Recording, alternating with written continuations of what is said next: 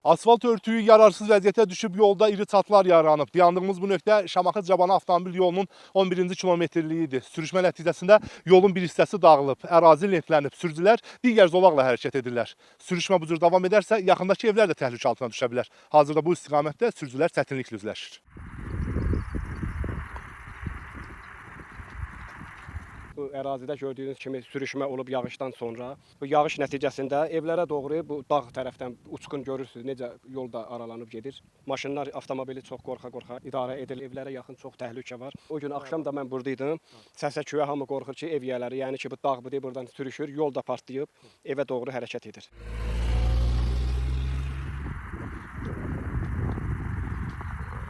Ən təhlükəli yer buradır. Bu da 2-3 gün bundan qabaq yağışdan sonra olub. Çat atmışdı, amma dünən aralanıb təmiz düşdü yerə. Çətinlidir, pavorotdur, qəflətən biri o yüzden gələ bilir, buradan gedər, tokaşma demələ gələ bilər də. Kənd cəmaatları belli, buradan şəhərdən gələnlər olur, çıxır da Pirqulliyə qaydanda yola nabələ dururlar, bilmirlər. Ehtiyatlı olmaq lazımdır, yol sürüşkəndir, bilinməyən yoldur, nabələçilikdir. Bərk gəlirsən, qabağa pavorot çıxır, bir də görürsən pavorotun bir hissəsi yaxşıdır, o bir hissəsi çıxın aparıb.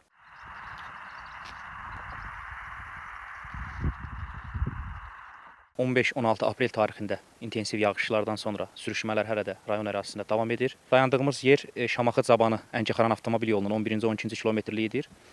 Yolda asfalt beton örtüyündə iri həcmli çalalar, çat əmələ gəlmişdir. Yarğanlar əmələ gəlmişdir. Kəndə tərəf gedən yolun sağ yamaç hissəsində çiyin hissəsi tamamilə sürüşmüşdür.